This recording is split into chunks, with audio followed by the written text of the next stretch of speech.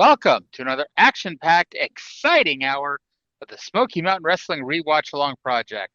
This is podcasting the way it used to be and the way you like it. This show is a production of the Something Else Podcasting Network, and it is episode number 159 of Smoky Mountain Wrestling from February the 11th, 1995, taped January 2nd, 1995, from the Sevier County High School in Sevierville, Tennessee. My name is Arya. And joining me, as always, is the Eddie Gilbert to my Bryant Anderson. It's Stevie J. Stevie, I hope that doesn't mean I'm going to end my life shortly after we record this. Nope, just that this episode features the last ever match of Bryant Anderson and the last ever televised in the United States match of Eddie Gilbert. Yeah, I didn't even know that Ole Anderson had a son that wrestled until I watched this episode, and apparently it was not an illustrious career. No. And he was on. Did you ever watch The Dark Side of the Ring when they did Black Saturday? Yes, it's been a long time ago now. If he Okay, was on it, I've forgotten that he was. he was on that. Um, Hmm. and yeah, he looks a lot like his dad these days. Not as much as not as much as Bob Roop looks like Ole on that show, but pretty much. I Well, whatever he looks like, I hope he's not as cranky as his dad, because Ole is a notoriously bitter crank.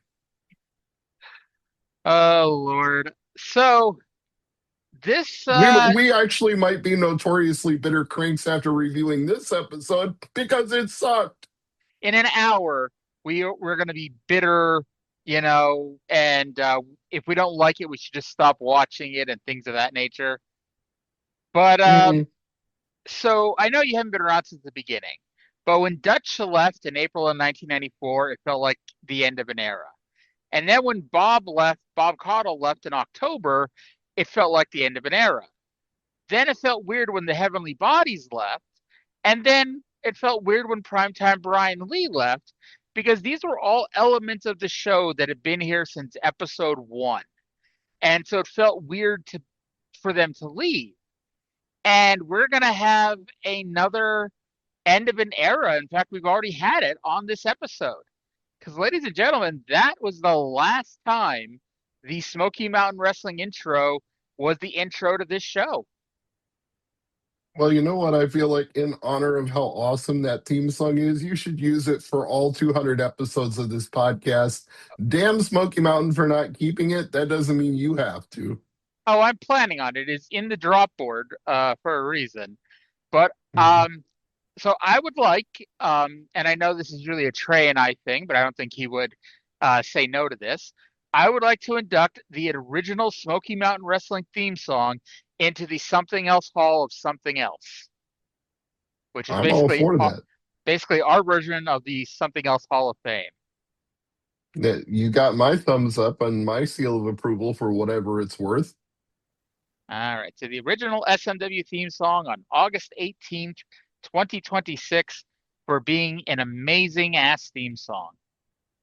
Yes, and a commemorative plaque is in the mail to, I don't know, Jim Cornette, Les Thatcher, whoever we can associate with the legacy of Smoky Mountain at this point. Maybe because this show always gets a copyright claim on it from the actual songwriter. Maybe we can send it to him. Yeah, how about that? So some of the other inductees into the Something Else Hall of Something Else include the Gangstas for winning the tag titles due to civil rights litigation.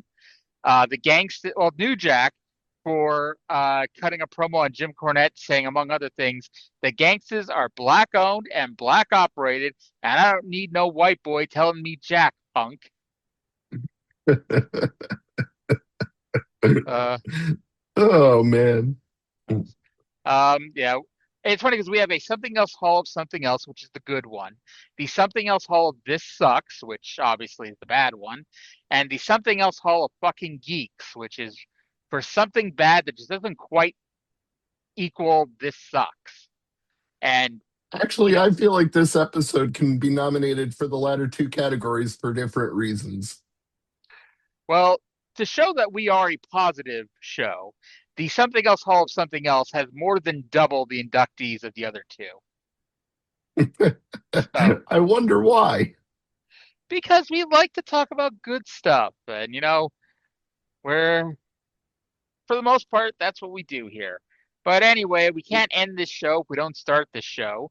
So let's go to the intro of this week's show with JR and Les Thatcher. Hello again, everyone, and welcome to another exciting hour of Smoky Mountain Wrestling. Great to have you with us this week. I'm Jim Ross, along with Les Thatcher. We got a great broadcast, and the young phenom, Bryant Anderson, is back with us. That's right. Brian hasn't been with us in a couple of weeks, but he's back and ready to get right back in title contention, Jim. Plus, folks, we'll have highlights from Super Saturday Night Fever. You don't want to miss that, and a very special confrontation. Bob Armstrong's got a lot to say about some fines, I understand. Oh, I tell you, he's been fining left and right, Jim. I'd like to have the money that he's taken in on these guys, but he's cracking the whip. And we are going to see Nature Boy Buddy Landell in his 5th and final title defense of the television title. That's right. If he wins it tonight, he takes home $5,000. And what about this? One-on-one, Robert Gibson will take on Unabom right here today. That is going to be a battle to be remembered. Stick with us. You'll see it right here. We're ready to go, everybody. Thanks very much for being with us. Let's go up to our ring announcer, Tommy Noe. A battle to be remembered, not if you're lucky. There was something that really got to me in this opening segment, and that was Les Thatcher, beautiful man, and I adore him, and I've said that many times, saying that he'd like to have some of that money that's being levied against wrestlers by Bob Armstrong. I'm like, okay, Les, are they not paying you enough? Why do you suddenly want to snatch the fines? Why are you saying that? Maybe Les is going to get and beat the champ next week. Les would have a better chance in to beat the champ than the guy they sent out. I mean, even at his age, he would have had a better shot. They did not even tell us who Buddy's opponent was going to be, which should have tipped you off right away that Buddy was winning. This is exactly what you complained about a few episodes ago when you said that they'll have a good challenger halfway through and then the last one will be terrible, or they'll have nothing but terrible challengers and then have one good one at the end. Spoiler alert, this is the first scenario, not the second. Yeah. Honestly, the Beat the Champ concept has had some good stuff and had some memorable moments. And it goes away in May. And at this point, because it's fallen off a cliff the past 6 months. At this point, I'm ready to want to induct it into the Something Else Hall if this sucks. But I guess we'll wait till it ends before we make that conclusion. Because first we have to go to the young phenom of Ole Anderson's loins. Bryant Anderson versus Tommy Pittner. JR, and this is funny, they never talked about the I Quit match from Christmas Chaos with Tracy Smothers and Bryant Anderson. And JR kind of brings it up here, but doesn't. And he makes it sound like they're going to talk about it later. In fact, I'm 99% sure, and I didn't go back and rewatch, but I'm 99% sure that they said they'd be talking to Bryant Anderson later on this show. Well, Bryant Anderson does not cut a promo on this show at all. I actually had to Google his name twice because the first time I typed in Brian, like Brian Alvarez, and I was close because that's how he spells it, but it's Bryant with a T. And that enunciation's a little hard to pick up on the tape. Correct. This is Kobe Bryant, not Brian Alvarez. Exactly. But either way, once I found his name and found his bio on Cage Match or whatever, I found out that he retired from wrestling before Smoky Mountain went off the air. Before this episode went off the air, Bryant Anderson retired.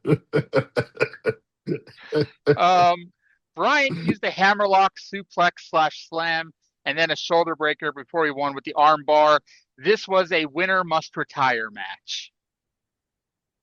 So, yeah, Tommy Pittner, no surprise, he's the jobber du jour around here. But this was such a nothing happening match that I actually wrote down that there was a promo after the match for how you could get Smoky Mountain to do a local fundraiser at your high school or gymnasium. And then Sandy Scott's phone number, like not just like a Smoky Mountain hotline number, but like the man himself, Sandy Scott's actual phone number was given out on the air.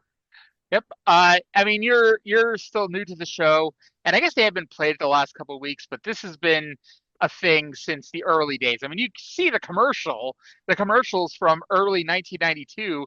You have clean shaven Brian Lee and Nitro Danny Davis and Dixie Dynamite, and it's like it's hilarious. I think Horner's in there too. You know, Horner will not be coming to your hometown if you book a Smoky Mountain show here in No. 1995. And the other thing that amused me about it more than this match was they said, and you would receive a portion of the proceeds. Like, Yes. well, what portion is that? Like 1%, 2%? How much is Smoky Mountain pocketing here? I think it's a 50-50 deal. I would hope. Yeah. All right. So from here, we get the first of many replays on this show. We get the replay of the Dirty White Boy Jerry Lawler match from Super Saturday Night Fever when Lawler won the belt, and then the White Boy Buddy Landel unsanctioned match that immediately followed. And if you watched last week's show or listened to us talk about it, they did not edit it down. This was the exact same, 4 or 5 minutes that aired last week. Yeah, and I got fed up with this show right away. I was like, we already saw this. Why are we watching the entire thing again? What possible reason? Do they not have any other footage they could show us other than this? This is the same thing that happened on Mid-South this week, where the first 25 minutes of the show included 2 very long replays of matches we'd already seen. I was like, what the fuck did I find myself in this week? Like, why are these shows always, like, they're 2 different territories, 10 years apart, different times of the year, but yet there's always something that happens on one show that gets I can reference on the other show, like Eddie Gilbert. Yeah. In the words of a famous line from The Matrix that Neo said, "Whoa, deja vu." Yeah. All right, let's go to a Jerry Lawler promo. It's a good Jerry Lawler promo. It's a little lengthy, about 3 minutes, but sadly not the longest promo of the day. But we'll get to that. Let's go to the King with Les Thatcher. The Smoky Mountain Heavyweight Wrestling Champion, Jerry the King Lawler. And Jerry, on that big weekend, on the 25th, you square off the Brawl in the Hall in Johnson City, defending the title against the former champion, the Dirty White Boy. That's right. Finally. Exactly. Now, no matter who wins, the both of you square off again the next day, the 26th, in the afternoon at Knoxville Civic Coliseum, and the winner of that match meets Nature Boy Buddy Landel. I'm excited. Well, What did you stand here? You think that's going to, like, strike fear into my heart or something? Well, Can you see this? You see what I'm holding in my hand? Yes. Do you know what I am? I am the champion. You think that I'm supposed to be afraid of these guys? Bring them on. I have been chasing, if the truth is known, I have been chasing the Dirty White Boy all over the country, trying to get him to step back in the ring with me, and I finally got him cornered in Johnson City. Because, you see, I've been sick of the fact that you and the Dirty White Boy have been perpetuating the rumor that I needed assistance to win this belt. I want to prove it once and for all. It was no fluke. The better man won. The King won, as I will in Johnson City, and as I will once again in Knoxville. It'll be no problem. Bring them on, 2, 3, 4 at a time. I don't care. Do you understand that? so that indeed if you do win in Johnson City and in Knoxville, you'll be facing the man who helped you Still win the haven't belt, learned, have you? Buddy Landel. What I know. that I with get you the when you mic talk? here. You get it here. There you go. See, I'm a slow steady. I realize that. Real slow. I heard that you had one of your kids put in rehab because he was hooked on phonics. Now, let me tell you something. Straighten up around here, okay? I'm the king. I'm the champion. First off, it's going to be Dirty White Boy, and then it's going to be Dirty White Boy and Buddy Landel. I don't care. Buddy Landel's been trying to hang around me, been trying to pal around, coming around, saying, "Hey, King, I helped you win that belt." You didn't help me win anything, Landel. Do you understand that? Everything I've ever accomplished in life, I've done it on my own. I am the king, the only king, and I am the champion, the only champion right now, and I will be for as long as I want to be. Is that understood? That's understood. Anything else you want to talk about now? Whatever Huh? you'd like. Okay. Let me take just a minute to explain to you morons here in East Tennessee. I know that you're so jealous of us over in Memphis. You know, that's where everybody can read, everybody can write. What are you laughing at? I know that your parents used to sign your report card with an X because they didn't want anybody that had a kid like you to know that they could read and write. You know that's the truth, isn't it? Huh? Well, I want to tell you people something. When I got off the plane here in Knoxville, the stench knocked me to my knees. Now, you know what it is? I think it's their breath. Matter of fact, I brought you an odor eater to suck on later on, okay? I want you people to go out to the grocery store or the drugstore. They got a new invention. It's called toothpaste. You take it, you put it on a little brush, and you stick it in your mouth, and you move it around like this. You see what I'm talking about? Wait a minute. That's assuming they have teeth. I saw the guy in Knoxville the other day. He had a sign in his mouth that said, next tooth, 1 mile. You morons, you're hopeless. You're pathetic. I'm the king. I love that this has become an East Tennessee versus West Tennessee thing, even though Smoky Mountain doesn't just run shows in Knoxville and Johnson City. Like, they're all over the Smoky Mountain region. They're in North Carolina. They're in Virginia, West Virginia, Georgia. But here we are making fun of Knoxville. Well, I suppose the king of Memphis has to make fun of anything not in Memphis so that it's beneath him and unbecouth to the dignity of the king. But this was some of the lowest, cheap heat stuff that anybody does. I mean, obviously, Jerry Lawler's doing it long before it became written into internet lore that you insult the hometown and you call the fans toothless. You know, these are all known tropes now, but he's displaying every single one of them. And I actually loved it because if you look at Les was doing his best to not laugh. And he cracked at one point, and they had to zoom the camera in on Lawler. Now, for a few reasons, this was not from the TV taping. Not the least of which is I don't think Lawler was even on the TV taping. I don't believe we saw him at all. All of his stuff was pre-taped promos, right? Yes. Yeah. So it's a combination of that plus, again, this show was taped January 2nd. Super Saturday Night Fever was the end of January, and we're at the beginning of February. If they would have sent him out there with a title belt, that would have tipped off your fans that, hey, Lawler wins the title. So I guess to me, I had an even more obvious reason for them doing this. It was because they didn't have enough footage, so they had to pre-tape some interviews and intersperse it into the footage just to come up with a full episode, because this was nothing but replays. Oh yeah, we should note that Tommy Pittner Bryant Anderson match ended about 4 minutes into the show. I didn't write down. I should have went back after this and wrote it down. But it was about 4 minutes into a 45-minute show without commercials. The next match after that starts about 34 minutes into the show. And spoiler alert, it's not more competitive than the first match. No. It's like we go 30 minutes without commercials, without any wrestling. Remember when TNA used to do that? You know, that was not remembered fondly as the favorite memories of TNA.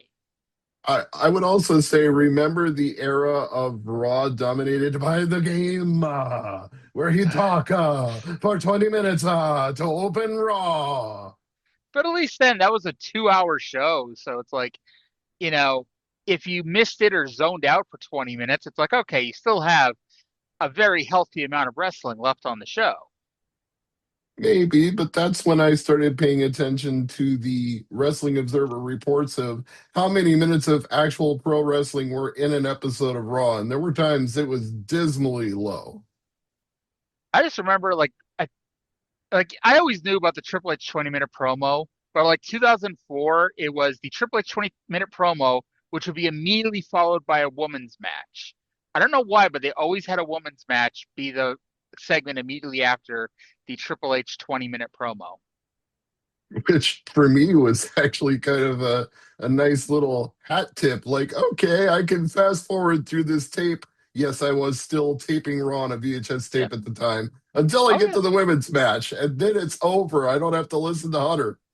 Oh, yeah. I used to, I was taping Raw into 2007 on VHS tapes. Mm-hmm. So anyway, speaking of, well, I guess he does end up on Raw for like a week. But speaking of people who are not on Raw at this moment, Let's go to Nature Boy Buddy Landell, who has something to say about his upcoming title match. You know, I've been sitting back thinking about this thing. I'm not really upset no more because I want to keep my wits to me. You see, when I ride down the road in my limousine, all I can think about is the dirty white boy and Jerry Lawler. I'm in my hot tub with a good-looking woman. I look over on one side, I see Jerry Lawler. On the other side, I see the dirty white boy. That's all right. I'm not upset. Johnson City, the 25th, they don't even want me to be on the wrestling card. That's fine. I'm not upset, but I'm going to be there, Johnson City, because I'm going to tell you why. I'm an unhappy camper, and I'm going to cause things to happen. Then the next night, the 26th, Sunday, Bloody Sunday, let me explain something to you. I get to wrestle the winner. If it's Jerry Lawler, I can take him out just like that. And if it's the dirty white boy, I can't think of a better present than to beat him for that belt that he just won back prior match. So I'm coming to you, dirty white boy, Jerry the Lawler. I can't stand neither stinking one of you. I'm walking out the Smoky Mountain heavyweight champion, the 26th Sunday, Bloody Sunday. Bank on it. Do you think when Buddy's in a hot tub with two beautiful women and, you know, he may have a raging boner, but he doesn't want to have a raging boner, he thinks of the dirty white boy in the tub and Jerry the Lawler in the hot tub with him? One of the unintentional highlights of this lowlight of an episode was Jerry the Lawler. Also, Nature Boy Buddy Landell, his ruralness was coming out with every kaint and y'all. He was like laying it on thick. Like, I know he's a Ric Flair ripoff, but Ric Flair does not sound country, and Buddy Landell sounds every bit of it. Are you saying Buddy is not really from Los Angeles, California? Hell no. We mentioned this last week. I don't know why they're scheduling like multiple matches for people on like the show. Like, why isn't the winner of, you know, the Saturday match just taking on Buddy in a one-on-one match on Sunday, or even a three-way match on Sunday? Why is it White Boy wrestling Lawler on Saturday, then White Boy's wrestling Lawler on Sunday, and the winner of that is taking on Buddy Landell? And I was ready to rant and rave, but then something happens later on in this show that I will save my ranting and raving for that. Fair enough. I think I will too. Yeah. But I always love Buddy. You know, Buddy is off the drugs at this point. He's getting in better shape. He is one of the highlights of 1995 Smoky Mountain. And we're going to get to the best stuff as the year goes on. He is a highlight in his own way. I do not disagree. I just don't think he's the greatest promo there's ever been or ever will be. Have you ever seen the promo he cuts on Shawn Michaels? Now, if I said I hadn't, I'd probably be lying. But if I said I remembered it, I'd also be lying. Okay. So, spoiler alert, one of legitimately the best promos ever are coming up in July on this show. And it's Landell cutting a promo on the Heartbreak Kid? Yes. Okay, well, I guess I'll look forward to that. I hope it's better than Jerry the Lawler. I guarantee you it is better than Jerry the Lawler. You know, I would love to be a fly on the wall in Jerry the King Lawler's home when that aired on television and see his reaction to being called Jerry the Lawler. I bet he loved that. I would bet you $5 he did not watch the show. Well, maybe somebody sent him a tape of the episode. I don't know. I guess to be fair, he did he does watch some wrestling because he watched that episode. Like, remember the famous Doug Gilbert, Jerry Lawler, you raped a little 13-year-old girl promo? Yeah, sadly I do. Apparently, he was watching that episode when it happened, and he was just a smidge pissed off, as you can imagine. I would be if I was in his shoes, yes. Yeah. All right, so after that, we have a nice 7-minute hole before the next promo. Now, this might end up being a pop quiz question. What do they enter into this 7-minute hole? Are we going to get Buddy Landell's Beat the Champ TV title match? Are we going to get, something else. We're going to get a match with somebody else on the show. Maybe Tracy Smothers. We haven't seen Tracy wrestle in a while. Maybe Tracy's going to be on the show. No, it's not Tracy. Well, maybe we're going to get like a really good promo. Like, Chris Candido, the NWA World Heavyweight Champion, he's got a feud with Boo Bradley. Maybe he's out here to cut a promo on Boo Bradley. No, he's not. Instead, the 7-minute hole in the show is taken up by the same 7 minutes of Gangsters versus Heavenly Bodies from Super Saturday Night Fever, complete with a fight into the streets and up the road that aired last week. Second for second, moment for moment. And the same commentary, including the note that the action has spilled out under the bleachers and the cameras can't see it. And then we get the convenient backstage camcorder following everybody out into the street. So entirely the same thing from beginning to end. We have the same stooge who was filming locker room conversations last week, now having a fight. Like, if this was real, why was that guy filming stuff in the locker room? Yeah, and why wasn't he brought out for all the fines that were being levied by Bullet Bob? I mean, frankly, I'd fine that guy for having a camera. No, you broke the locker room etiquette. Here's your fine. Sean Stasiak legitimately got fired from the WWF for recording conversations like that. So, yes. Although that's not until '99. All right. Was that before or after he was Planet Stasiak? Oh, this was well before. This was after he was Meat, but before he got let go to WCW. Actually, this is why he got let go to go to WCW.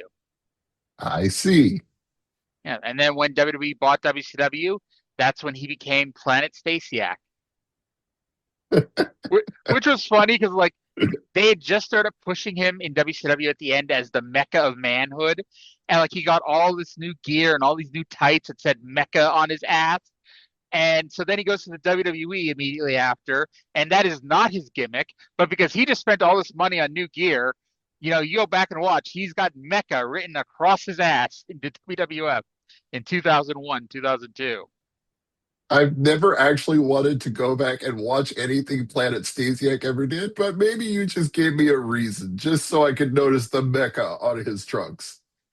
Yes, because WCW, if you think Planet Stasiak was bad, WCW hooked up him and Stacy Keibler. So we couldn't find anything better for Stacy Keibler to do than be the love interest to Sean Stasiak. I can think of about a million things better to do. Oh, Lord. So after the replay of the entire 7-minute segment from last week, we get a new promo with Jim Cornette and the Heavenly Bodies. Let's go to them right now. Jim, I think the gangster behavior is just a little bit outrageous. I mean, their conduct is way beyond belief, if you ask me, here at Smoky Mountain. Huh? What do you think, Jimmy, about this outrageous behavior? No, not at all. I think they need much more mannerism and definitely, Jim, a lot more etiquette. Oh, etiquette, yes. Oh, gangsters. You're so offensive. As a matter of fact, what we're going to do is we're going to teach you some manners. You see, let me explain something to everybody. We're not running a popularity contest here. We don't want everybody to like us. Most people seem to be on our side fine. Like us, hate us, run us a foot race. We don't particularly care. You see, gangsters, you talk about being problem children. You talk about being out there in the streets running wild. I got news for you. You were still in high school stealing hubcaps when these guys were on top of professional wrestling. I was in front of 25,000 people in the Superdome when you were still taking envelopes with numbers in them and running them up and down the road when you were in grammar school. You are a couple of guys who haven't figured out yet that you're little fish now in a real big pond. I'm a problem child, that's right. Yeah, I got personality defects. I'll be the first one to admit it. I go off sometimes. I like to get my own way. I like to get things the way I want them. Sometimes I flip a little bit. Tom Pritchard, personality problems. He was a problem child. When he was in school, you'd think he wanted to cut this hair to be on the football team? Not a chance. He couldn't make curfew if you gave him 24 hours leeway. You talk about Jimmy Del Rey, a problem child. The guy has never behaved a day in his life and don't intend to start now. So what you have getting in the ring at the doubleheader weekend is a couple of guys who don't play by the rules, who don't fit into society, and they're managed by the biggest misfit of them all who don't care what anybody thinks. I'm a jerk. Yes, There you go, right here. Yep. And I don't care. Because, gangsters, we're going to teach you a lesson. Smoky Mountain Street Fight at the Brawl in the Hall in Johnson City on February 25th. Anything goes. It can be wild, it can be crazy, and believe me, we have moved more furniture than Allied band lines, and will do so in Johnson City that night. And then, Sunday Bloody Sunday holds a special place in my heart because it's a six-man tag. Me and the Heavenly Bodies together, the Three Musketeers against the three goofballs named New Jack Mustafa and D-Lo Brown, old pie face. And I got news for you. You may be laughing now. Sure, Jim Cornette, look at that arm. Absolutely nothing there. But I know something you don't know. Well, as a matter of fact, I know a lot of things you don't know, but I'm going to share one of them with you next week. So you just remember, gangsters, you may be laughing now, but by the time February 26th and Sunday Bloody Sunday rolls around, when we get in the ring for that six-man tag, you ain't going to be laughing. Because we got a trick up our sleeve that's going to put an end to the smiles on your faces and maybe put an end to your wrestling career. And in the process, it's going to get me the revenge that I need and that I deserve for what happened to me Christmas night, which shouldn't happen to a dog, which I guarantee you will happen to a gangster. I guess we find out later, like, why it's scheduled this way. But what bugged me, I'm like, why is the street fight on Saturday at the Brawl in the Hall, and then just a random six-man tag on a show called Sunday Bloody Sunday? Like, last year's Sunday Bloody Sunday had a whole bunch of gimmick matches and cage matches and chain matches, etc., etc. This year, like, it feels like almost all the matches are just straight wrestling matches. Yeah, you're asking me to understand the reverse order of the booking here. I got no answers for you. At the same time, while this wasn't at the level of other Heavenly Bodies promos, it followed the same format of a Heavenly Bodies promo. They joke around a little bit. Tom makes a joke. Jimmy makes a joke. And then Jim Cornette tells a joke, but then he turns it into the serious promo. And it's still hard to take this seriously that he's being booked in a fair fight, and he's a baby face in it. Mm-hmm. You know? And which that's, Jim has to keep repeatedly explaining. He's like, I'm not a nice guy and I don't do nice things, but these guys are so much worse.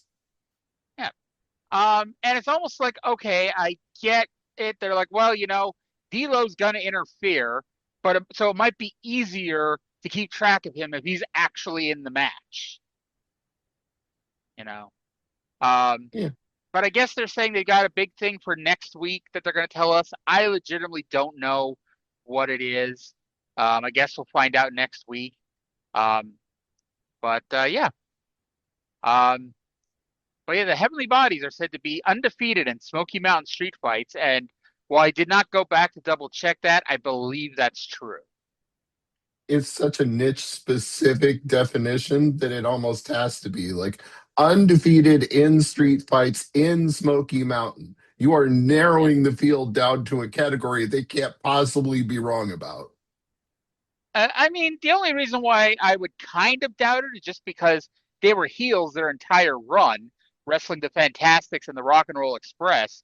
And so there's a part of me like, did they really never lose a street fight to either the Fantastics or especially the Rock and Roll Express? Well, And go back through the previous 100 and some episodes and find out. Do your research. We'll have to rewatch the first 158 episodes just to make sure. Speaking of things to rewatch, I think we're going to re-listen to Bob Armstrong handing out some fines now. No, we're not. Because this was a two-part confrontation segment, and I was just going to play the first part because at this point, I'm fucking sick of promos, and I just wanted to get some wrestling in. So I had the timestamp ready to watch the first half of this, where Bob said all the fines. And then I figured the second half, he just closed things up and we'd move on with our lives. But then something happened in the second half, so I did the timestamp. So anyway, the first half of this, he mentions all the fines. So Tammy Fitch is fined $1,000 for ignoring her suspension. Eddie Gilbert, this was the funny one. Eddie Gilbert is fined $2,500 for his actions against Ricky Morton. So this was obviously deliberately vague because it was January 2nd when it was taped. But it was supposed to be Eddie Gilbert was supposed to throw a fireball at Ricky Morton at Super Saturday Night Fever, except as we mentioned last week, he never showed up at Super Saturday Night Fever. But those are the actions that he got fined for. But, you know, he never did anything to actually get fined. Candido was fined $1,000, and then the Gangsters are also fined. But first, we're going to watch a video to tell you why they're getting fined.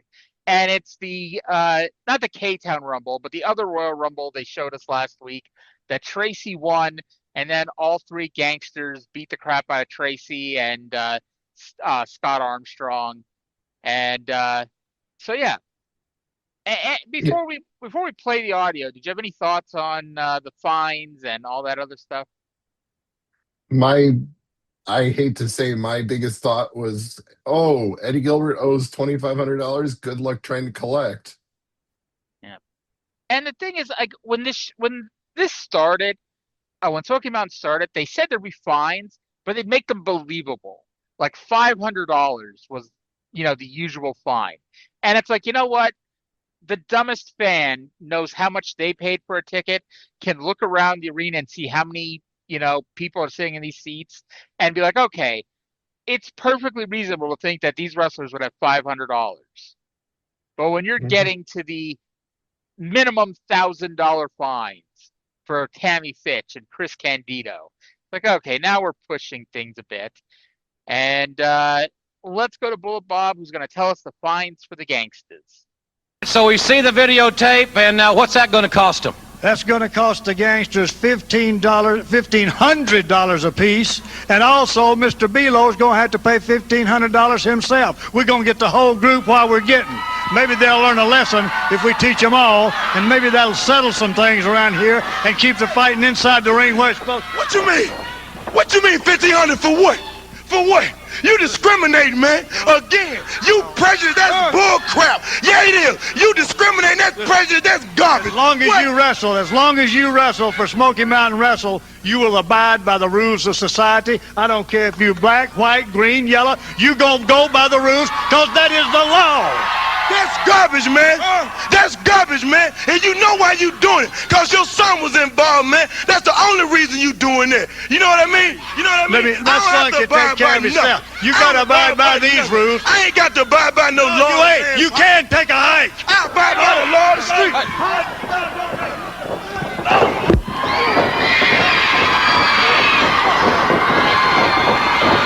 All right. So, the Gangsters fined $1,500 each, and then so they kicked Bob Armstrong's ass.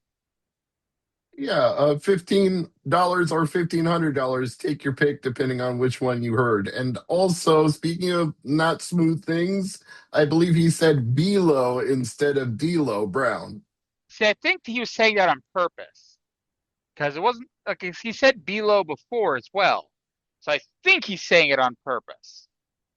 I wasn't sure because this whole promo was not the eloquence that I would expect of a commissioner. Especially a Bullet Bob Armstrong. No, he seemed to be trying to wing it, and it was not going very smoothly. No, and because this was done in front of the people, they couldn't just re-record it. So remember 2 years ago when Cornette first attacked Bob Armstrong in the Rage in the Cage, and all the heels beat down Bullet Bob, and Cornette injured his ribs by cracking him with the racket repeatedly? Bob Armstrong was not on the show for at least a week. I'm sure it was longer. I'd have to go back and look it up. But he was not on the show for at least a week. This week, the Gangsters beat him up. We go to commercial, and we come back from commercial where Les Thatcher is with Bullet Bob Armstrong. And I'm going to get really angry in about 2 minutes and 6 seconds. Let's go to Les right now. The locker room with Commissioner Bob Armstrong and Bullet just a few minutes ago what started out to be a conversation between you and Jim Ross turned into a physical confrontation between you and the Gangsters. Let's talk about it. You know, just when I thought it was all over, I could get back out of the ring, be the commissioner of Smoky Mountain Wrestling, try to lay the law down, make everybody abide by the rules. It just goes to show you there's always somebody. I finished with Cornette, and here come the gangbusters, the gangsters, whatever they call themselves. I don't appreciate it. I don't like them laying their hands on me. So I'm going to tell you what I am going to do, Les. And I'll take this right before the board of directors, and I know they'll agree with me.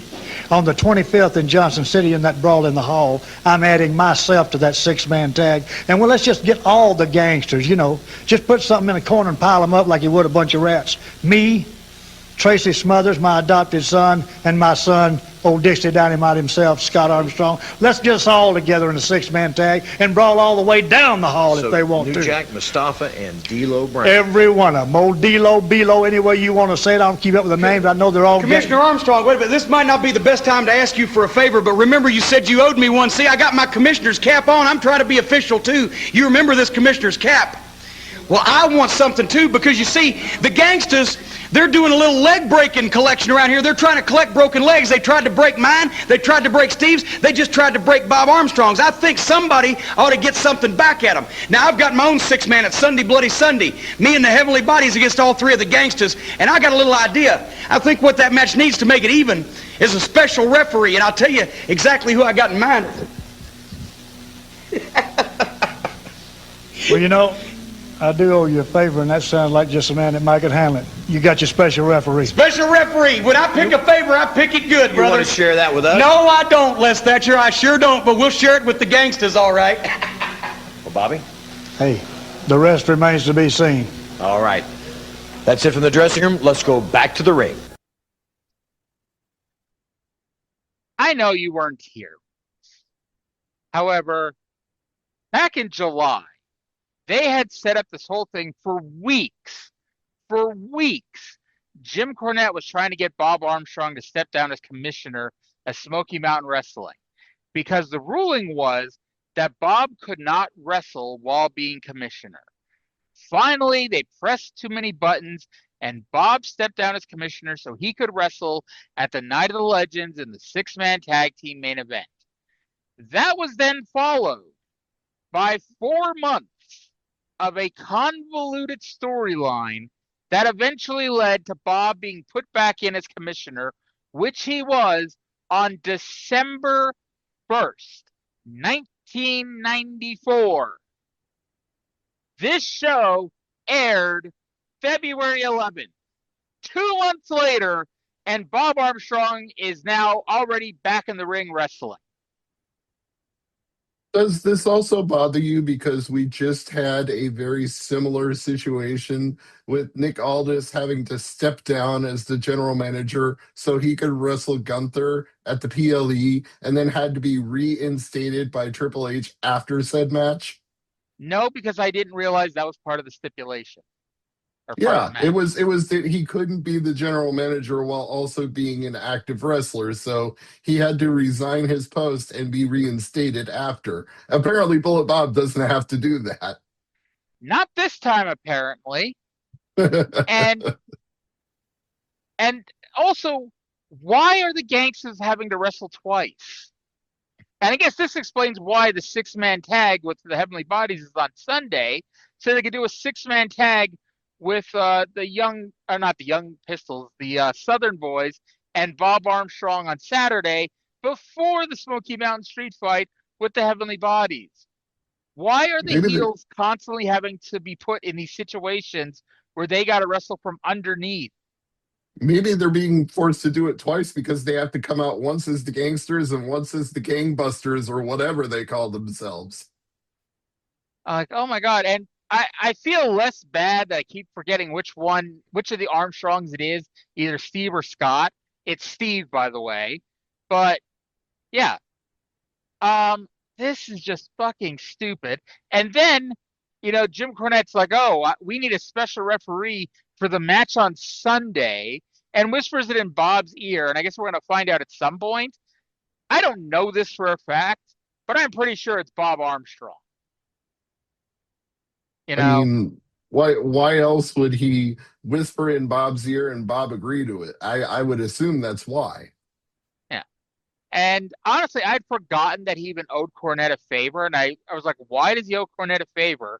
And it's because, when the gangsters were beating up Steve or Scott the other week, Cornette came in and tried to make a save. Right. Tried and failed and caught a beating, but Bullet Bob did express his appreciation for it. Yeah. But here's the thing. This weekend of shows, the Brawl in the Hall and the Sunday Bloody Sunday 2 are so overbooked at this point, it's not even funny. It's like Cornette is running out of ideas and is now overbooking, and it's only going to get worse. Yeah, and it also explains why 80% of this show was replays and promos, because what else are you going to do when you've started to load up so much talent for two big cards? You can't risk any of the big players getting hurt before these big matches that you've booked, especially if people are working double duty. So that was our 30-minute segment of non-wrestling stuff in our 45-minute show. And now it's time for the remainder of the wrestling on the show. Why was some of this not earlier in the show? Like, break up the monotony of these replays and these interviews. And I know that none of these matches are there's much to any of them. No, spoiler alert, all three of the matches we're about to see suck. Yeah. By the way, 4 minutes and 12 seconds into the show was when Bryant Anderson left the ring to walk backstage.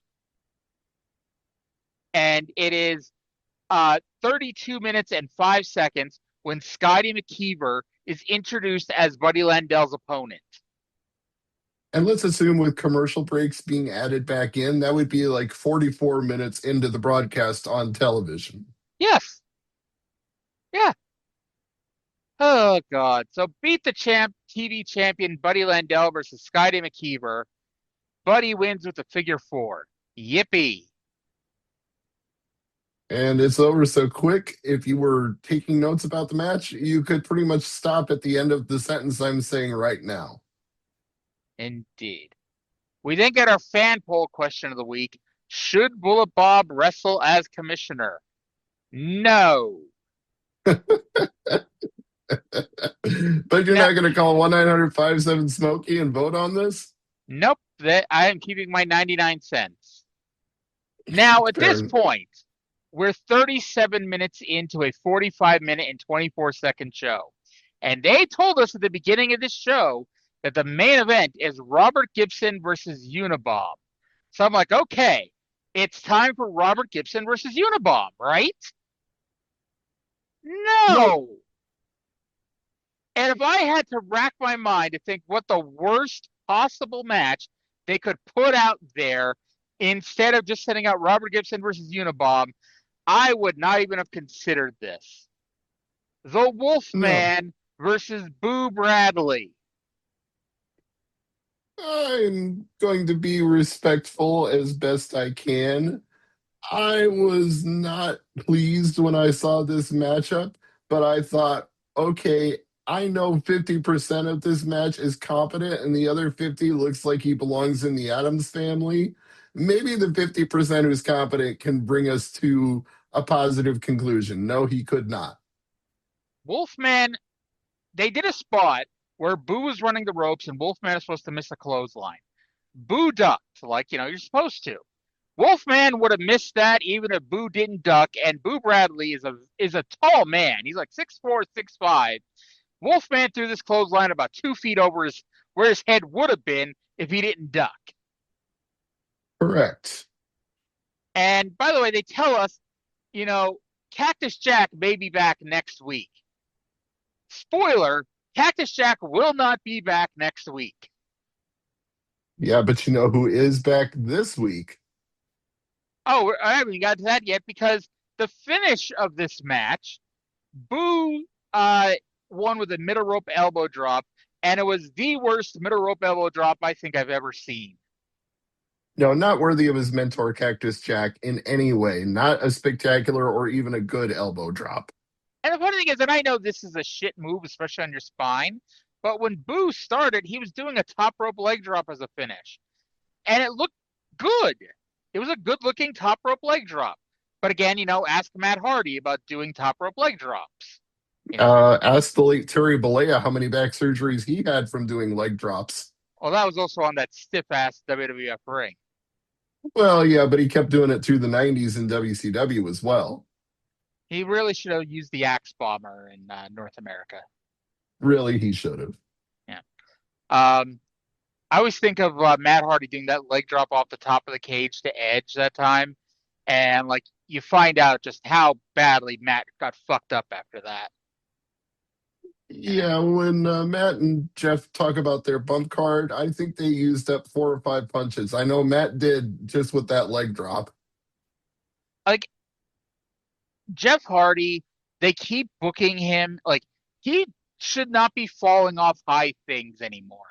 But TNA keeps booking him in ladder matches, and this Sunday he's in a cage match.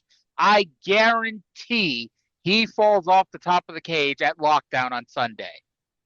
Because that's what's expected of him. And I'm regretting the visual in my head already. Like, I know he wants to do it and he's willing to do it, but I don't want to 6 months from now see a report that Jeff Hardy was pulled over for another DUI, because when you put yourself through that kind of pain, you have to mask the pain with something, and we already know what Jeff does. And Jeff Hardy is one of those people, it's like, he feels like he's older than he is because he's been wrestling forever. Yeah, they were jobbers in the WWF before they were even a tag team on top.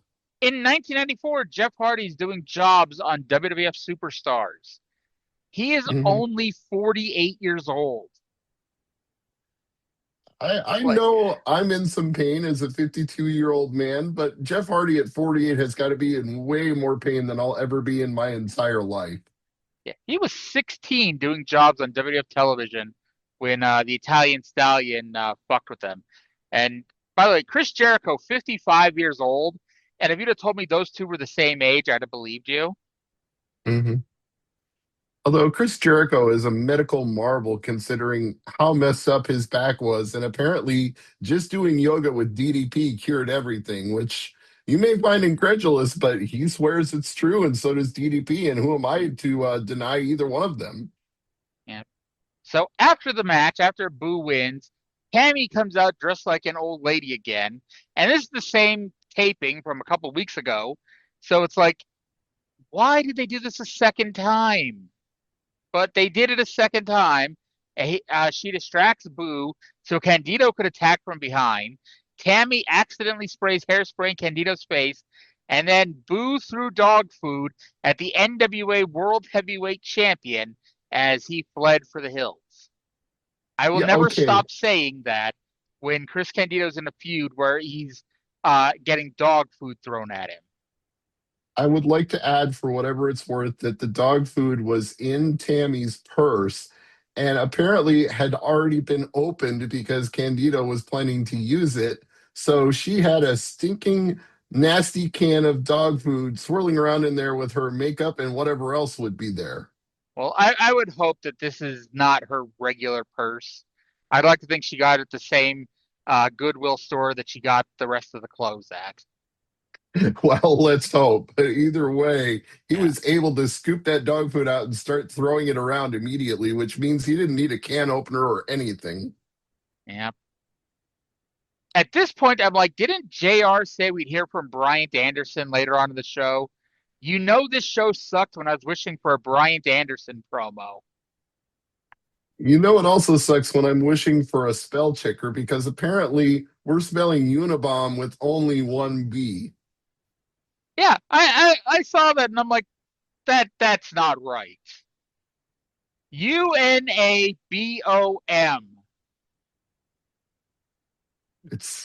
I mean, at that point, you might as well substitute the O for another U and make him the Unabom. Oh, God. And so they tell us that the Rock and Roll Express is going to be wrestling Unabom and Eddie Gilbert at both Brawl in the Hall and Sunday Bloody Sunday 2. However, spoiler alert, that will not be happening. JR, by the way, I get he's doing his hype man job and he's trying to sell some tickets. JR said that this is a great chance for out-of-towners to come in and see 2 shows. No, it's not. Like, if you take the match cards for both shows, at this point, they're pretty much the same show twice. Like, if you're in Johnson City, you have almost no incentive to go to Knoxville the next day. And if you're in Knoxville, you have no incentive to go to Johnson City the day before. In a way, I can almost forgive that if they weren't selling these like they were both events you should go to, because that's what used to happen in the 2000s on the WWF house show circuit. If you went to one show, they ran the exact same card in the next city as the previous city. Yeah, like Red Hat guy, that guy that was around forever going to all the shows. Why was he going to all the house shows? I believe you're referring to Rick Ashburger, aka the Yes. sign guy. Yes, him. Mm-hmm. It's like, Yeah, we actually had him on an episode of the Ring the Bell podcast once. He's actually a pretty good guest, but that's the only reason I remember it. Oh yeah, and I met him. I forget where I met him. Was at one of the WrestleManias. Nice guy, super nice guy. But it's like, okay, like you go to one house show, you've seen them all for a month. You know. Well, that's the rule of Smoky Mountain now as well. You go to one night of a 2-night weekend, you've seen everything you need to see. You're done. Yep. So this match, Robert Gibson versus Unabom with Hot Stuff Eddie Gilbert, started 43 minutes and 19 seconds into our 45-minute and 24-second show. And which, even before the match began, I was thinking, there's no way they have enough time for this. I had forgotten that what you had said about this show. So like I was just watching and I'm like, I guess Eddie Gilbert's going to run in for the DQ like right away or something. So Gibson does the 10 punches of doom in the corner. Gilbert gets on the apron. We had a heel miscommunication spot. And then the show goes off the air mid-match. And they tell us that this match will air in its entirety next week. Yes, Jim Ross screams at us that the cameras are rolling. We're not going to miss it. Be here next week. Now, I didn't watch it to see what happened because I'm just going to wait till I watch the show over the weekend or whatever. But I did turn on next week's show just to see if they do air it. And they do air something, at least, at the beginning of the show. You know, I didn't stay there long enough to tell you it's the entire match. But from what I could tell, it did not go much longer than this. Yeah, so we really didn't need to have it roll over from one episode to the next. They could have cut 1 or 2 minutes out of the 30 minutes that we got in the middle of the show with no wrestling and fit this whole match into the show. Exactly. Plus, it's like, I get it's like, okay, we want to like go off the air with a cliffhanger so you watch next week. I'm sorry. I apologize to both men. Robert Gibson versus Unabom, especially February 1995 Unabom, is not something that you're going to sit here and go, oh man, I need to make sure to watch next week's show, you know, because I might miss what happened in this match between Robert Gibson and the fucking Unabom. No, if this was like Buddy Landell and the Dirty White Boy, and then they went, we're going to come back for the conclusion of this match next week, I'd be like, hell yeah, but not this match. Maybe even if he did the tag match, maybe it was like the Rock and Rolls versus Unabom and Eddie, and it's like the tag belts are on the line. It's like, okay, this is something that's like, okay, I'm going to make sure to watch next week so I can make sure to see what happened. Do we have new tag team champions? What happened? No, it's a nothing singles match with nothing on the line.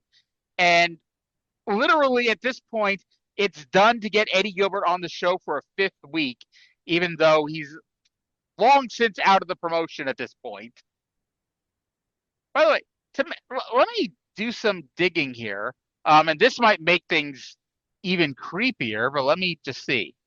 Yeah, next week's show airs the day Eddie Gilbert dies. Yeah, that makes their decision to hold over the rest of this match until next week even more gross. I mean, to be fair, they didn't know he was going to die next week, but yeah. There's just nothing good about this episode. Let's just call a spade a spade. It's terrible. This legitimately, after 159 episodes, is the worst episode of Smoky Mountain Wrestling to this day so far. And And I tried to keep my good feelings about it from the previous weeks I've been on the podcast with you, but holy shit, this one was abysmal and had me regretting my life choices. and you're saying this as someone who's seen 4 episodes. Yeah, I know they can't get worse than this, or at least I'm hoping. Wait till September, my friend. We are like when we're at that last 10 episodes or so, this show dives off a cliff. Okay, I just took a deep breath and I'm steeling myself for that moment when it comes because I think I need to start preparing now if it's going to be worse than this. Oh, you got 7 months. Yeah, I'm going to need every bit of it if it's worse than this. Hey, who knows? Maybe you'll see like, man, this is great shit. You know? I can only hope it falls into that mystery science theater category of so bad it's actually funny. That's my only hope. I don't know, like, well, because I'm sending you all the YouTube links. So, like, an episode from November '95 popped up in my recommended videos yesterday. So, it's like, just to see how it is right before the death, I turned it on just to kind of like skip through it, and it's like, oh my god, this company is dead, and they don't know it yet. Mm-hmm. And what's funny is I'm getting that sense watching ECW episodes, and the ECW we're going to talk about in a few days is so much better than this. And by a few days, you mean tonight, because the show drops on Thursdays, and we talk about ECW on Thursdays. Yes. I stand corrected. My view of time has been skewed by the fact that they keep replaying footage from Super Saturday Night Fever over and over and over again. I feel like I'm caught in a causal loop. Well, the best always was because Cindy and I tape on Sundays. Trey and I would tape on Mondays for the Tuesday show, and so I'd on Monday be talking about what Cindy and I talk about tomorrow on TNA, and all right, Yes, so we're living in a time slip, but go ahead. Sorry. Yeah. 159 down, 41 to go. And before we go, what else happened in the world of wrestling? To be honest, not a lot. The big news this week is WCW has dropped their June and November Clash of the Champions shows and are replacing them with pay-per-views. So WCW now has 9 pay-per-views and 2 clashes scheduled for 1995. And yes, as the person writing the book right now, I am suffering through it. And then last week we mentioned Mean Gene Okerlund's hotline tease of a 45-year-old former world champion dying that led to record-setting business on the WCW hotline. Now, according to Dave, the average Saturday does around $6,000 of hotline business for WCW. This tease, making people think that it was Flair that he was talking about, did between $50,000 and $75,000 for one day. That is quite a haul. Yes. Turner execs have laid down the law, though. They have decreed that they cannot use deaths as hotline teases anymore. I think that's a very reasonable request. Yes. Apparently, Mean Gene did have to apologize on the hotline, and he tried to do the woe is me. I would never use the death of a friend to try to make money. That's exactly what you fucking did. You know? I'm sorry, Gene, but you gotta own up to your shit. You know? Not to mention, wrestling has a long and sordid history of using death to make money. I mean, this became a focal point of an Undertaker storyline involving the ashes in the urn actually being Paul Bearer. The only reason why I never crapped on that as much as I wanted to was because from everybody that knew Paul Bearer, he would have loved, from everyone that said anything, he would have loved being part of that storyline after he died. I mean, yeah, I heard the same thing from members of his own family who were interviewed on podcasts on this website, or what I should say used to be this website, angrymarks.com, now marksofwrestling.com, which is where you're hearing the Something Else Podcast Network thanks to Arya's generosity. So, to make a long story short, the members of his family all said he would have loved it, but at the same time, I was like, yeah, that's pretty crass. It It's a little vulgar to claim that you're carrying around a dead man's ashes in an urn on live television. well, especially when Punk poured them on the Undertaker. Like, Yeah, that was the low point of the angle. yeah, and it's like it still made me feel icky, but it's like hearing so many people insist otherwise. It's like, okay, I guess.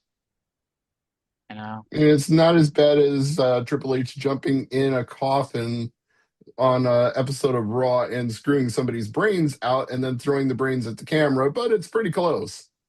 Yes, indeed.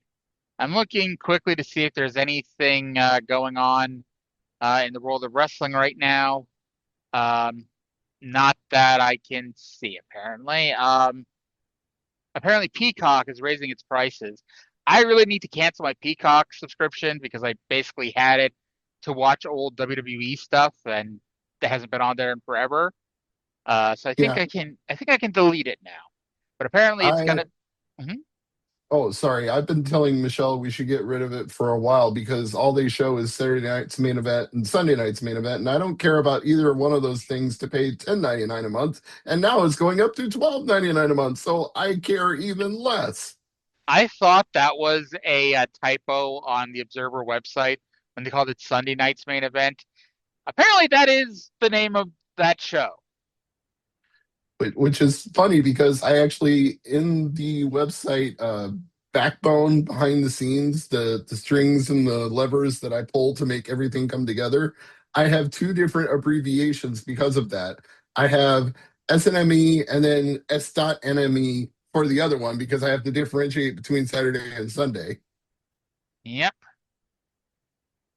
All right. So, apparently, I legitimately did not look at the card for Lockdown, and I know the main event is the Hardys versus the Nemeths, and so I did not realize they were doing a lethal Lockdown match. Well, apparently they're doing an advantage match on Thursday, with the winner getting the advantage for a lethal Lockdown. So that would say that there will be a lethal Lockdown match. It is apparently the System, Eddie Edwards, Brian Myers, Bear Bronson, and Alicia Edwards versus Ricky Sosa, Fabian Aichner, Casey Navarro, and Jada Stone. Now I know they've been giving Casey Navarro a little bit of a push lately, but that just seems like a throwaway match. With all due respect to the 8 people, I love Bear Bronson. He's amazing. I want him to get more than he's getting, and he's getting a decent amount right now, but that sounds like a very skippable match.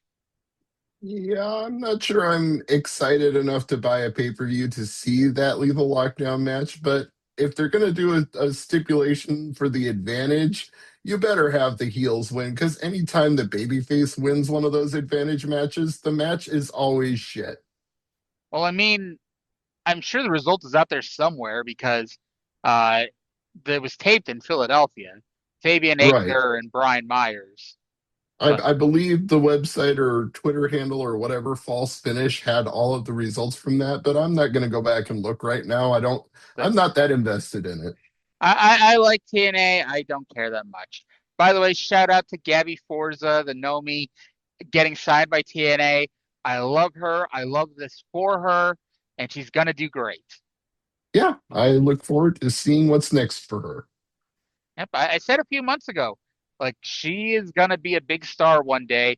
And I actually said TNA, the NWA, or MLW, one of those next level promotions, they needed to sign her. And hey, I'm not taking credit for it, but TNA went and signed her. Mm-hmm. Which, means she's also on WWE's radar now, because whenever you do well in TNA, they seem to want to sign you to a WWE contract. So it could be nothing but up. Exactly. And I don't know if she's on the show, but Alyssa is going to her first ever wrestling show next Friday, Beyond Wrestling's Americarana, excuse me, in Cranston, Rhode Island, at the Rhodes on the Pawtuxet, which is still the dumbest. I know there's a reason for that name. That name sucks so hard. I hate it. But let me see. They don't have the matches listed on the website, but they have who's gonna be there. Neither she nor Bear are listed, at least on the Beyond Wrestling website. But anyway, hey, if you want to go see the Something Else crew, at least 50% of it, come to Cranston, Rhode Island next Friday, August 28th for American Rana 26. And come to Beyond Wrestling just because Beyond Wrestling is a quality indie promotion. Yes, they do at least 2 shows every week. Wrestling Open, Rhode Island on Mondays, and the regular Wrestling Open on Thursdays in Worcester, Mass. You're going to see a lot of these people are going to be signed by big companies within a few years. And yeah, that has pretty much been the trajectory of anybody with any talent that I've seen in Beyond. And if you want to call me biased, because I'm local and so I see these guys all the time, Gabe Sapolsky is there a lot. And Gabe, of course, is a talent scout for WWE, booker of Evolve. So, yeah. Yeah, it's a pipeline. It's like what was the Nux Pro Wrestling, the one that Rikishi is part of? Same deal. They're like a pipeline to WWE. If you do well there, you're going to get noticed. Which is funny because AEW signed just as many of the guys as WWE does. This is true. But you start wondering, though, and I'm thinking about like back in the day in the 90s when WWE is giving Paul Heyman $1,000 a week or whatever, and the theory is that he's going to steer the outgoing ECW wrestlers towards WWF, and more often than not, they went to WCW.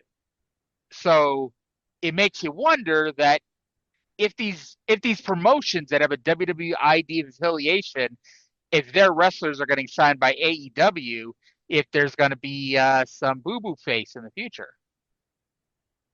It's potentially possible. I can't speculate too much about that. I really don't know the machinations of how much they pay to be a WID affiliate and how much they're expected to give in return. But I do know that the former WWE ID Women's Champion, Kylie Ray, made her return to the ring. So congratulations to her. Nice. And speaking of that, Lainey Luck, the current WWE ID Women's Champion, she is tremendous. She's going to be on that show next week. Super nice person too. Very cool. I would also recommend going to Beyond Wrestling to see her perform. That would be great. Yeah. And if you're not in the New England area, IWTV.com streams every independent wrestling show ever, it seems like. And Beyond is on there every week. You know how I know about IWTV? Because they're a sponsor of the website? I wish, because I get every single report Mike Poulin sends from a Beyond Wrestling show that he's watched, and he always plugs IWTV at the end. Well, it helps that Rich Palladino, the announcer, plugs IWTV about 10 times a show. So, well, Mike is not shy about doing that either. He makes sure to tell everybody, this is where you can watch Beyond Wrestling. Go here. Yeah.